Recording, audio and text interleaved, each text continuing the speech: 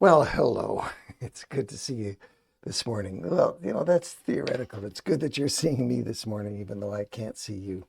Welcome to Breakthrough Pathways. We've got a very interesting story to tell today about how things really demonstrate themselves in a way that was then, which is now. I hope you've heard of the concept of the illusion of knowledge. Many people, because they've seen and read things before, think they have knowledge of them without really understanding completely. And that's where we're going to go today. And it's going to make a difference in your life if you pay attention to it, because it's made a difference in all people's lives down through the ages. So I want to get right to it. I hope I'm not too long today, so I want to kind of hustle through the lesson because it's the last part of the lesson that really, really matters. We're dealing today with the sheep scattered. This is from Matthew chapter 26 mainly, and a little reference to John. A.B. Bruce had a lot to say on a lot of different subjects. This one, he identifies some things that I had never really thought about before, and I think that perchance you've not thought about them either. So let's get right to it. First of all, we're dealing with the whole business of the context is Jesus is exceedingly sorrowful. Now, this word it starts with an environmental word, the first part of it, is saturated with, enveloped in sorrow. The word is used in three contexts in the Bible, and I want to set this as a pattern. The one is in Gethsemane, where Jesus says he's exceedingly sorrowful. And the second was earlier at Herod's banquet, where he promised anything he wanted and got trapped into beheading John the Baptist. And the third was we call him the rich young ruler, this guy who came to Jesus, and he was told he had to deal with his money, and this demonstrated his problem, and he was exceedingly sorrowful. In case number one, the sorrow that Jesus is feeling is what Bruce calls redemptive anguish, and I think that's a good way to express it, because it's an anguish that was felt by Jesus as he knew that he was facing the cross and it was absolutely necessary, even though he didn't feel like doing it. It was a terrible thing for him to feel this saturation in sorrow. When you're saturated with sorrow, and we're going to get to this at the end, you lose all perspective on all other emotions and all other perspectives in life, and that really can eat you up if you let it. Herod, he was eaten up with guilt. The rich ruler was eaten up with his own selfishness. It appears that he desperately wanted to follow Jesus, but not so desperate that he was willing to give up his existing pattern and value system in life. That's one that I think that we see lived out constantly with people who are in the church or on the edge of the church. They want a slice of Jesus because they want a ticket to heaven or a ticket to a guiltless life, but they really don't want to do what Jesus said and follow him and change their behavior. So that's the context we're looking at here. Now, we come here with the disciples' greatest failure. All of them abandoned Jesus. They were dealing with anxiety, panic, fear. Peter denied knowing Jesus 3 times. You knew this. And Jesus said, the spirit is willing, but the flesh is weak. And we're going to get to that, the disciples' biggest failure. It's important for us to understand that Jesus didn't call the disciples to fight. They said, wait, we got 2 swords. Like, come on, you got a Roman guard coming here. You're going to take on the whole thing with 2 swords. This is like a Disney movie with some great superhero in a cartoon. Obviously not real. So in the garden, and you know the story, I hope you know the story of Malchus, the high priest's servant, getting his ear cut off and Jesus healing it, and Peter pulling out one of the two swords. Now, we would have to presume that since they had just left the upper room, that Peter had had the sword in the upper room. So maybe he had in the background, hey, if somebody comes to get Jesus, I'm going to get them. We don't have that evidence from Scripture, but he had a sword for some reason. Well, in fact, there appears to have been two swords in the room. Who would the other one be? Well, I'd guess if it's one's Peter, the other's Simon the Zealot, the former terrorist, but we don't know. But in any case, Jesus is saying, no, we're not called to fight. I wish people understood that today. The enemy is Satan. He's not other people. We're not here to fight off other religions or other denominations. We're here to love them and woo them towards the gospel until some will repent, and they will if we get it right. And they're not called to die. They're saying they're willing to die, but Jesus obviously called them in the first place. It's recorded for us. He called them to send them out to spread the gospel. They're needed for the future. After Jesus goes to heaven, they really didn't grasp that. But the gospel has always required teachers or preachers or pastors or evangelists or whatever you want to call them to spread the gospel. That's a primary issue, according to Jesus. And sadly, some churches down through the ages have become so insular, inbred, that they've lost their passion to reach the people who do not yet believe. If they're safe to a degree, then they can serve the world. And while the evidence would point that many, if not all, of the original 11 lost their life in difficult circumstances, they still were there to live a life of service for Jesus. If you're alive, you're there to serve him. So Jesus predicted their failure. I think it's very important for us to understand that when you predict failure, and people say, oh no, not me, just like Peter, that in fact you are setting in their memory the concept that when they do fail, because they will fail, that they can come back and say, oh, that's exactly what Jesus predicted. If he hadn't predicted it, then they would be, well, that's not fair. They didn't tell us that there's going to be problems. I think that's true today in recruiting young people into ministry. Tell them it's going to be difficult. I'm fascinated by the fact that armed services can always have a bump upwards in recruiting the day or the week after some soldier loses their life. And so when somebody goes into the Army or the Air Force or whatever it might be, they don't necessarily expect to die, but they know that that's the contract, that they might. And to say you're willing to die and then to die is a different story. If Jesus doesn't come back, all of us are going to die. Some of us are going to die of old age and disease. Some of us are going to die in an accident. And some of us, sadly, some people will end their own life one way or another. They'll maybe drink themselves to death with alcohol poisoning. And sadly, some people who had once thought they were called to ministry, and maybe they were, have died because of that. They die by their own hands in some way, by drugs or whatever else. It's a sad story. But Jesus wasn't predicting that they'd kill themselves. He was predicting that they'd fail. And they did. And particularly, Peter says, not me. All the others are going to fail. What a irony that turns out to be as we know the history. Don't beat up too much on Peter, because a lot of people who have a great zeal for the Lord do not understand how far the calling goes and how deep it could be.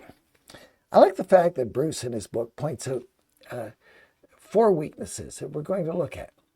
The first weakness is they didn't think forward on that. I'm going to come back to how you help yourself with that in your life, in my life, and people around you, because people don't see the consequences of what's going to happen. So the arrest apparently took them totally by surprise, even though Jesus had already predicted his death. They fall asleep in the garden despite the danger. They were really unaware of the coming battle. Now, I want you to understand this, and Bruce doesn't point this out, but it's obvious when you think about it. Jesus says he's extremely sorrowful, saturated in sorrow. And he says, watch with me. And they fall asleep. Now, if they really understood what it was to support Jesus in his needy, needy hour, they couldn't possibly have fallen asleep. So the level of awareness in their brain was obviously diminished from what it should have been. And when Jesus kind of let them off the hook by saying, the spirit's willing, but the flesh is weak, the spirit wasn't stirred enough to understand the implications, even though he told them about it. They weren't stirred up enough to stay awake, even with weak flesh. You know what it's like when you're anxious about somebody else. You can't sleep at night. And they should have been sharing Jesus' anguish and trying to understand their sorrow. They'd no doubt experienced some level of sorrow in their own lives, but the sorrow that Jesus was experiencing was different, and that should have stirred them, but apparently it didn't. They were really unaware of the battle that they would be facing. Lack of forethought. Confused theology. Confused theology is always a problem. Their theology was simple. Jesus is going to restore the kingdom and beat off the Romans and so on. They thought that the Messiah was going to solve all of their earthly problems. And it was very obvious that that wasn't on Jesus' mind or agenda. They had no place in their theories for the cross. When Jesus said, you're not going to see me for a while and then you'll see me, they didn't know what that was about. We learned that from John's Gospel.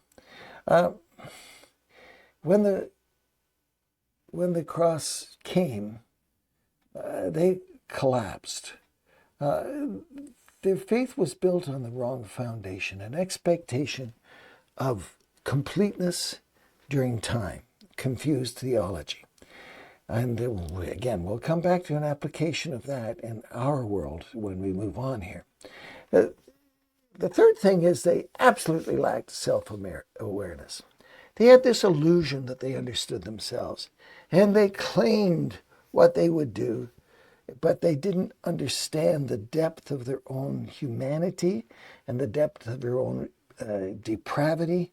They had self-confidence that went way beyond any confidence that they should have had. They overestimated everything about their character. Kind of like people going in for a job interview. Yeah, I'm going to do this, that, and the other thing. Yes, oh, I know how to do that. And I think that pastors, when they go and candidate at church, sometimes overstate what their capacity is. And sometimes churches that need a brand new leader, they fall in love with the persona that the guy creates, but he doesn't actually live up to that persona. And then when they say, you're not doing what you said you were going to do, he gets mad at them and deflects and turns it around and says, well, you're not doing what you said you would do. Often true that they too will overpromise and underproduce. The key is that when you're serving Jesus, it's your job to promise, to overpromise, to overproduce on whatever it is you promise, to go beyond, to do more, to demonstrate the love of God to others in every way that you can, as failingly as you will. Asking for forgiveness when you fail, doing better the next time, trying to learn from your failures, learn from the fact that you're not so perfect, just like everybody has told you all your life. But we all tend to have this ability to say, well, I know I'm not perfect, but, well, you got to work on your weaknesses, and that's a lifelong struggle. I still am trying to grow up, and it's not working so well in some areas. Others may think differently, but I wish that I were even more faithful than I've been, although I've sought to be faithful all my life. The fourth thing is, these sheep were scattered because they hadn't been battle tested. They didn't have experience yet that would take them through hardships so that they could move forward. This is one of the things that I think is very critical for us in understanding ministry today. When a young person raises their hand and says, I want to serve the gospel, then you got to get them somewhere into tests that are difficult to see if they can survive the test. Be patient with them when they don't, and help them understand that they're not so hot either. So often, a guy, I've talked to so many down through the years, a guy who is kind of playing second fiddle in a church, doesn't understand what the guy who's in charge, the senior leader in the church, how he does things. And if I were the senior leader, I'd do this, I'd do that, I'd do the other thing. And then they become the senior leader and they find out that it's not as easy as it looked. And so often, people want to criticize the other guy. You know, we've all got to come back to it's me, it's me, it's me, O Lord, standing in the need of prayer. Paul, in the letter to the Ephesians, I digress, this is not Bruce's, but he says, will you pray for me, people? Pray for all kinds of prayers for all kinds of people. Do that. But pray for me that I will have the words to declare the gospel fearlessly. What does that tell you about Paul? It tells you that Paul was just like you and me. He had some fears. And it was difficult for him. And he was asking that they would pray that the Lord would give him help and strength so that he could declare the gospel fearlessly. Don't avoid the fact that you too rationalize things away and say, well, if I get this done first, then I'll be able to do that. It's amazing how we can rejig the plan because we say it's better, when it's really not because it's better. It's because we're just scared to take the next step. You've got to be able to answer the question in front of you and take the next step, even though you don't know what's going to happen if you do. It won't get a whole lot better if you delay beyond a reasonable preparation.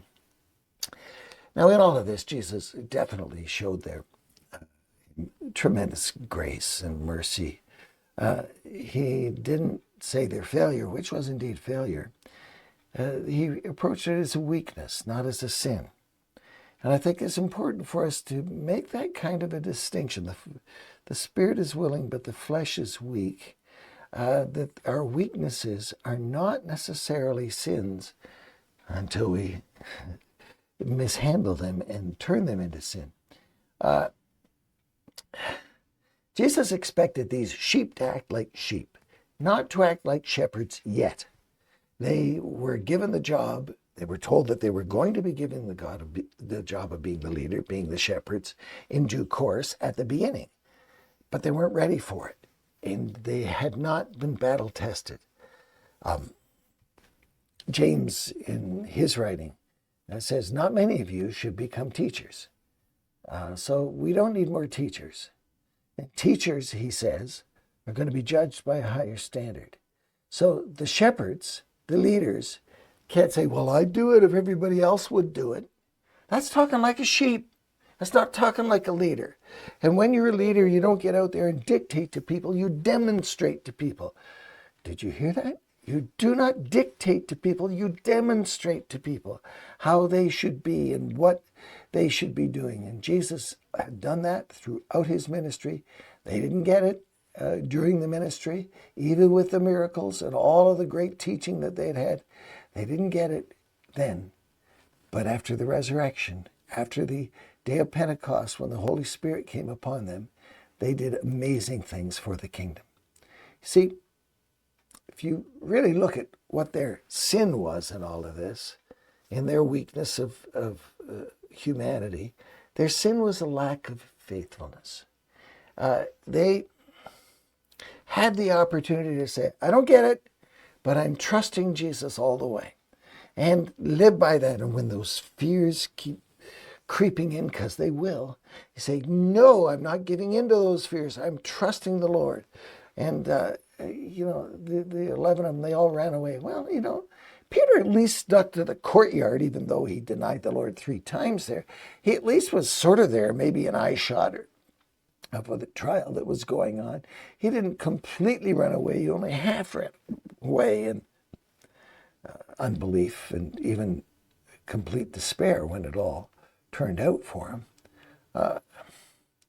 They all acted like, well, that was a nice slice. I thought it was going to work, but Jesus' plan is not going to work out.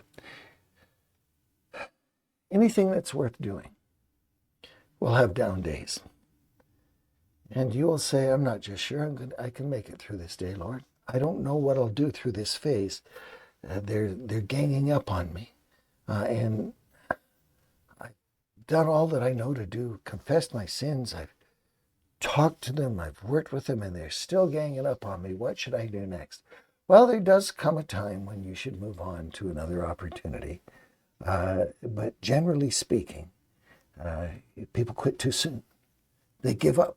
And some hang on too long because of their own pride, and that's the other problem. But they just don't stay there until the Lord demonstrates the way through the wilderness. It seems to me that in following Jesus, if the opportunity that is available to you right now doesn't seem to be working out, and another opportunity doesn't raise itself up at somebody else's initiative, you're probably better to just stick it out and work harder at what you're doing, and that you wait until you have a God stop and you get diverted to something new, some new opportunity. Be faithful where you are. Their sin was a lack of faithfulness. Don't let it be yours. So they had to move from being the sheep to being the shepherds. And the disciples were learning and growing, and they learned through this experience at the foot of the cross. We don't know if they were all there, but we know John was there, and Jesus said, behold your mother and behold your son. We're not sure about all of the details about what happened, and sometimes Christian literature tries to fill in supposed details, and that's not a bad idea to try and fill it in, but you need to understand that the only authoritative material we have is in Matthew, Mark, Luke, and John. So Peter ends up being in a problem, but he also ends up being a great leader. So what do we make of all this? Well, the church has always been hurt when the shepherds act like sheep and they cross their arms and say, I can't do it because they won't do it with me. It's hard to do it by yourself, but you got to do it by yourself if you've only got yourself on the team. And maybe some others will join you and maybe they won't, but you got to be faithful to God's calling on your life, even if other people are not faithful to his calling on their life. Leaders have got to lead. They've got to follow too, but they follow Christ, and they got to be like the Apostle Paul, who said, follow me as I follow Christ. You follow the Lord, and you should be able to say to other people, follow me. And then people are going to say, well, you're not perfect. That's not the point. Paul wasn't perfect. Nobody was perfect. But people need a human to follow, even a failing human who is willing to confess their sins, willing to ask for forgiveness, willing to change course where necessary. Christian maturity requires a lot of things. And you can develop those things over time. You should expect younger people to have less resiliency, less stick-to-itiveness was my mother's word. Is that really a word? I don't know. But she talked to me often about my life. You've got to have stick-to-itiveness. And my father as well. They gave me a great upbringing in that way.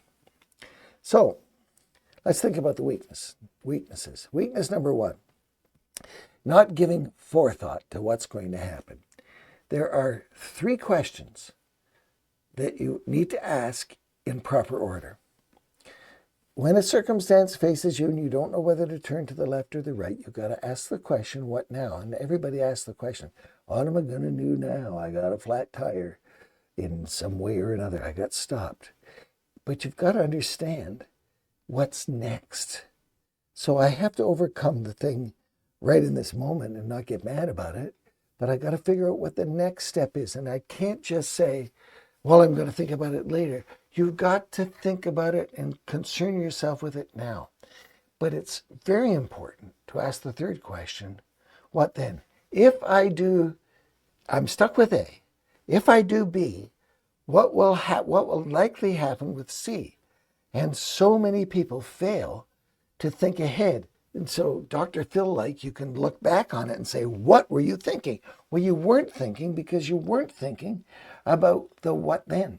So get those three things in order. Forethought. What now? Who am I following? Am I really sort of wanting God's will, God to line up with my will, or am I really trying to line up with his will? And what do I do next? Always action oriented, always doing something next, but making sure that you see past what's next and to where will that likely lead me? What is the path of the road going forward? Now, more on how to figure that out in a few minutes here. The second weakness was their confused theology about the kingdom.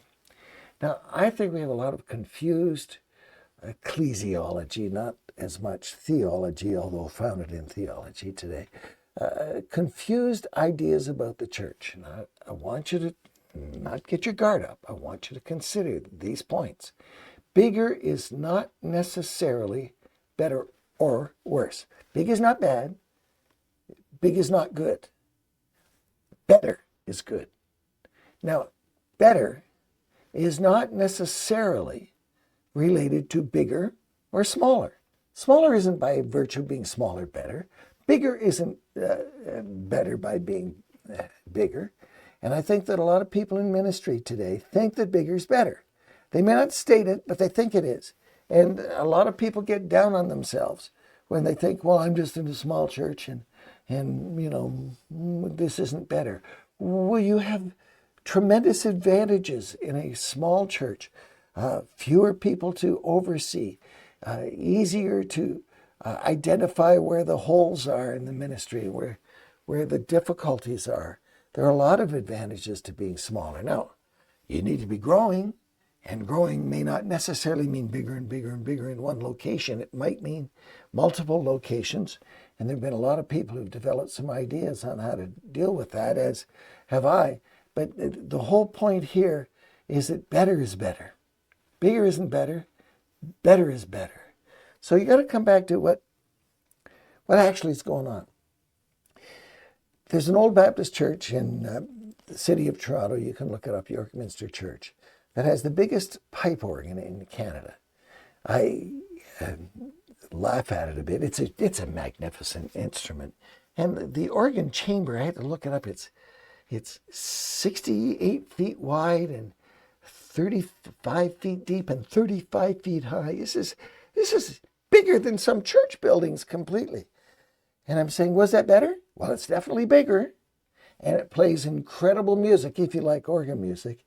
And I was at a funeral of a colleague, and as we walked out, the guy cranked up the organ. I guess it was pulled at all the stops, as they would say, and put the pedal to the metal. Do you say that about cars? Do you say that about organs? I don't know. And that thing was super loud. It was magnificent. And I thought to myself, all these old people like me going out there saying, the music in church is too loud. I don't like that rock music because it's too loud. It ought to be like at that church with the loud organ. It wasn't about loud. Loud is not better. Softer music is not better. What's better? You have to figure it out. And by all means, excellence is worth working on and being concerned about, but don't confuse the impact that appears to be there on the surface to be the impact that's under the surface. The biggest complaint in a current survey of pastors in smaller churches is that they don't do worship well. What they mean is they don't do music well. That really frustrates me because music includes worship, but it's way beyond worship. So they say we don't do worship well. Well, are you doing lousy preaching? Then fix it. You can control that. If the music isn't so good, the music's not going to be that good. The bigger musicians, the better musicians are probably going to drift off to where other better musicians are and go and play music in the other church. Don't worry about it. The New Testament says very little about building things up with music. There are some references to music, but that's not the emphasis of the New Testament. Your worship is how we respond to God, whether it's large or small, and a group of 6 people in a home singing some chorus together from the bottom of their hearts. is real worship a whole lot better than the cool band up there with all the people in the ripped jeans and the expensive sneakers and so on. I'm not against the ripped jeans or the sneakers. That's not my point. It doesn't make it better if you're cool. It makes it better if your heart is tuned to God. Confused theology. It really confused ecclesiology, how we do church. Third weakness was a lack of self-knowledge. We talked somewhat about that. I won't spend a lot of time on this. You are not what you think you are, but what you think you are. So it's what's going on inside of you. What is the yearning of your heart? What is the thing that springs up as a well because the Holy Spirit is dwelling within you, that you crave for the glory of God, and you crave and you yearn for being more of what you can be, being all that God has called you to be. Know yourself.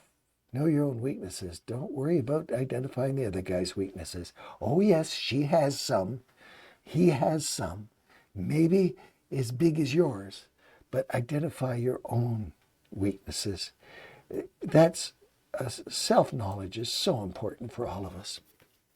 And then the fourth weakness was they'd never been through the battles together. So you take on a test challenge if you haven't, if you're young. Take one that other people think is impossible and give it a try and fall flat in your face. Good. Then we'll see if you're battle tested. We'll see how many times you get up when you get knocked down. Can you get up and work with the same enthusiasm when somebody says, as somebody said to me early on in ministry, I was in my 30s, I had an elder in a church say to me, I was the most unloving man he had ever seen. That's because I had corrected his son.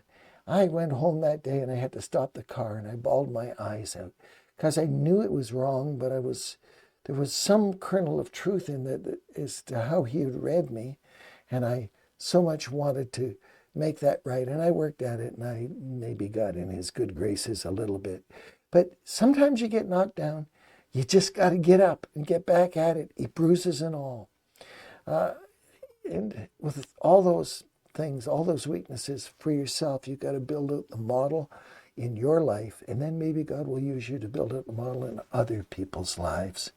I love this verse from 2 Corinthians where Paul says, examine yourself to see whether you're in the faith. Test yourself. Do you not realize that Christ Jesus is in you? Unless, of course, you fail the test. Now, we're going to extra innings here. You can turn this off now if you want.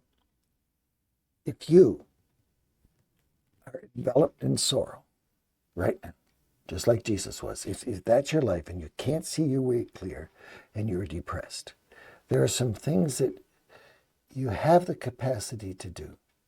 First of all, assess the cause of why you're so down. Is it because the gospel isn't spreading as far and as wide as it should be? Then that's a good kind of anguish to have. Let that sorrow burn into your soul. If you've got a bad conscience and you've got a secret island of sin in your life or a history that you need to have dealt with, that'll get you down. That'll make you depressed. You've got to deal with that. And it might be something from your childhood or from any phase of your life. You look through your life one decade at a time and said, when were things worse for me? When was I most out of sorts with the world? And you might find that you have a seared conscience and you need to go back and fix up whatever you can fix up in whatever way you can. Maybe you have divided allegiance, like that rich young ruler. I've seen so many guys that it seems to me, as I look at from the outside, that they have divided allegiance. That is, they wanted something bigger for their life to get human praise. They wanted to be in a bigger church or have a better podcast or whatever it is. And they're yearning for praise from men rather than yearning to do the will of God. When Jesus said the last shall be first and the first shall be last, he wasn't joking. He was really expressing that those people who are allegedly at the top of the heap may not be there. They might be last. But those who are at the bottom of the heap, as evaluated by people, maybe the people at the top of the heap. You want to be the one who really does not have divided loyalty. Lord, whatever you want to do with me is what I want done with me. And then if you're just deeply saturated in a sorrowful life, express it to the Lord. About half of the Psalms is David saying, God, my life sucks, but I'm going to trust you. By the end of the psalm, say it in words. Words help us understand what our thoughts are. You don't really always know what you're thinking until you say it out loud. And if you refuse to say it out loud, then you may still go around in circles in your mind. And it's also very useful to say it out loud to a trusted mentor, not necessarily somebody at the same stage as you. Say, yeah, I know how you feel. I feel that way too. That's not going to help you. But someone you can trust to say the words out loud. I hope that someone you can trust, if you're married, is your spouse. And I hope your spouse will be open to listening to you and not say, oh, well, just smarten up and fly right. You're always complaining or whatever. I hope that they'll have a listening ear to understand you. But you've got to listen to them, but you've got to express your feelings, we would say, your thoughts and your emotions through your feelings to them as well as you go. The third thing is ask for help. Ask for help. If you have to get professional help, do it. If you don't have someone that you can trust in your life, then you've got to get, if you have to pay for it, it's a whole lot more important than buying a new car. A new car is not going to make you feel better. Having a new Lazy Boy, that's a brand name, one of those neat reclining chairs that vibrates and does all these nice things for you, that's not going to help you. Well, I'm not saying don't get one, but I'm saying that's not the solution. The solution is in some supportive system. And if you got to go to a professional is not a bad idea. I have some friends who are professionals and I get my counseling for free. I enjoy my relationship with them because of their depth of understanding. But it's not necessarily a professional you need. You need a true friend. You need someone who will stay awake with you when you're sorrowful. I mean that metaphorically. They won't fall asleep when you're in your Gethsemane, when you're struggling. They will have a yearning and an ongoing concern for you. By all means, do something to change the situation in which you find yourself. You can. I hope that you will. And if you hope that the sorrowful feeling will go away on its own, it's very unlikely that it will. It's very likely that you'll just marinate in that until you die if you don't change your ways. And if you need help, then you got to find somebody who will take you by the arm and love you and listen to you and be merciful and graceful with you. Because maybe the spirit underneath it all is willing, but your flesh is weak. Maybe you're burdened because of the sins of the past and the sins of your youth that keep raising their ugly head in your memory. If you've confessed those sins, He is faithful and just to forgive us our sins and to cleanse us from all unrighteousness. He gives us the grace to move forward if we take advantage of it. And there are so many other things that you can do. And I want to say to you, if you're listening to this and you don't know me personally, or you do know me personally, if you get in touch with me, I will make every effort as I am able to return your contact, whether it be by text or email. Actually, I prefer texts, 905-601-2110. You can stop and rewind that, 905-601-2110.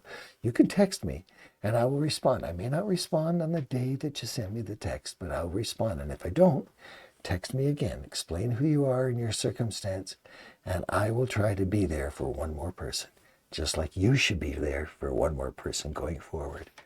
There you go. That was the extras. See you next week.